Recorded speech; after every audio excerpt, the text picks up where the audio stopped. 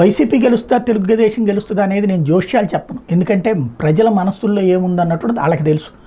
ఎన్నికల రోజున పోలింగ్ బూత్లోకి వెళ్ళేదాకా వాళ్ళ ఆలోచనలు అట్లాగే ఉంటాయా మారతయ్యా అనేటువంటిది పరిస్థితులను బట్టి ఉంటాయి. కాబట్టి దాని మీద జడ్జిమెంట్ ఇవ్వడం అనవసరం. అట్లాగే సర్వేలకు సంబంధించి ఎవరి వాళ్ళ ఇస్తూ వచ్చాను నేను. అయితే ఒక కీలకమైనటువంటి పాయింట్ ఏంటంటే నేరేటివ్ క్రియేషన్ లేదా నేరేటివ్ థింకింగ్.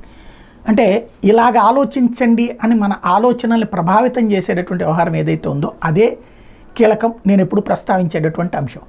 ఒక ప్రధానమైనటువంటి అంశం ఏంటంటే పోస్టల్ బ్యాలెట్లన్నీ కుమ్మేశారు. ఇప్పుడు మీరు చూడండి 2004 అప్పుడు అసలు ఇంకా కాంగ్రెస్ పాపమాజ ఆయన ఏదో పాదయాత్ర చేశాడండి రాజశేఖర రెడ్డి ఏడ గెలుస్తాడనినే మేధావుల నుంచి మీడియా దాకా అందరూ మాట్లాడుకొచ్చారు.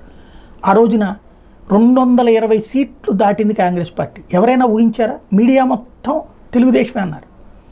2009 మళ్ళీ అంతే అయిపోయింది, రాజశేఖర రెడ్డి 5 ఏళ్ల పని ఇంటికి పంపించేస్తున్నారు జనం అన్నటువంటిది. అంటే మౌత్ పబ్లిసిటీ, మీడియా పబ్లిసిటీ ఇలాంటి రెండిట్లలో కూడా మంచి ఎక్స్పర్టైజేషన్ తెలుగుదేశం పార్టీకి ఉంటుంది. ఈవెన్ 2014లో వచ్చేటప్పటికి అయిపోయిందన్నారు, అప్పుడు సక్సెస్ అయింది. కానీ అప్పుడు ప్రచారం చాలా తక్కువ ఉంది. వాస్తవంగా చెప్పాలంటే ఇప్పుడు వైసీపీ గెలుస్తున్న ప్రచారం ఉంది, కానీ వైసీపీ ఓటమి పాలైంది. అదే సందర్భంలో 2019 ఒకసారి గుర్తుకు తెచ్చుకుంటే ఇంకా ఎక్కడున్నది వీళ్ళ పరిస్థితి అన్నటువంటి కాన్సెప్టే ప్రధానంగా హైలైట్ అయింది. ఏది అసలు ఎవడొస్తాడు అధికారంలోకి, ఏది వీళ్ళ వల్ల ఏమవుతుంది, ఇంకా జగన్ పని అయిపోయింది, పార్టీ పని అయిపోయింది, ఏది చివరికి లగడపాటి జోష్యాల దగ్గర నుంచి అనేకం జరిగింది.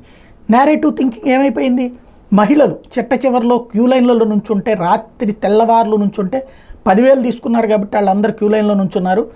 దట్ ఈజ్ చంద్రబాబు వ్యూహాత్మకంగా ఎత్తులు వేయడంలో చంద్రబాబుకి మించినోడు లేడని. ఇంతకీ సీన్ కట్ చేస్తే ఈ చంద్రబాబుకి సంబంధించి 1995లో ఆయన పదవి స్వీకారం చేశారు. ఆ తర్వాత జరిగిన ఎన్నికలు 99, 2004, 2009, 2014, 2019 5 ఎన్నికలలో ఆయన గెలిచింది 2 సార్లే, 3 సార్లు ఓటమి పాలయ్యారు. అయినా 5 ఎన్నికల్లో కూడా ఆయనే గెలుస్తున్నాడు అన్నటువంటిది జరిగింది. ఎక్కడ ఓట్లేసేవన్నీ కూడా నేరేటివ్ అట్లాగే ఉంది. ఈవెన్ ఇప్పుడు పోస్టల్ బ్యాలెట్లు మొత్తం గొంపగొత్తగా పడిపోయినాయండి. గొంపగొత్తగా పడిపోయింది. అసలు అది చూసేస్తే జనాలు అయితే తిట్టేస్తున్నారండి, బూతులు తిట్టేస్తున్నారండి. ఇదే నాకు అర్థం కానిది ఏంటంటే సచివాలయ ఉద్యోగులు కూడా ప్రభుత్వ ఉద్యోగులే కదా, దాదాపు 1,50,000 మంది ఉన్నారు కదా.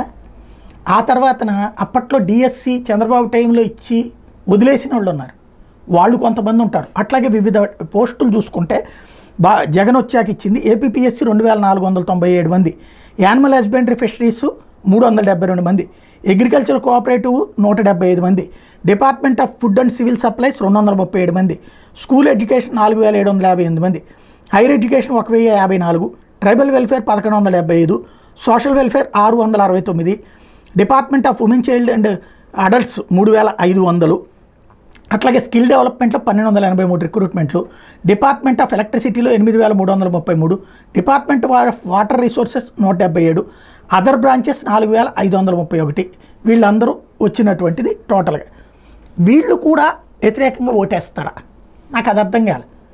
మేబీ వేస్తే వేయించావు నాకు తెలియదు. బట్ అంటే గుంపగొత్తగా 4.5 లక్షల మంది ఉన్నారు, 4.5 లక్షల మంది ఓట్లేసేస్తారు అన్నటువంటిది ఎట్లా ఉందంటే క్రిందసారి మహిళలందరూ చంద్రబాబుకు ఓట్లేశారు, ఇక జగన్కి డిపాజిట్లు రానట్టే అన్నటువంటి తరహాలోనూ నిజం పెరుమాళ్ళ కెరుక. ఖచ్చితంగా నాకు తెలిసి ఈవెన్ ఎస్సీ ఎస్టీల్లో జగన్కి ఓట్లు పడతాయని చెప్పి చంద్రబాబు పడకుండా ఉంటాయా? ముస్లింల్లో జగన్కి ఓట్లు పడతాయని చంద్రబాబు పడకుండా ఉంటాయా? ప్రతి దాంట్లో అటు ఇటు ఉంటాయి. 100% అనేటువంటిది తప్పేమో అని నాకు అనిపిస్తుంది. కనీసం ఒక 5వ 10 అన్న యువతలకు పడవా అన్నటువంటిది నా సందేహం.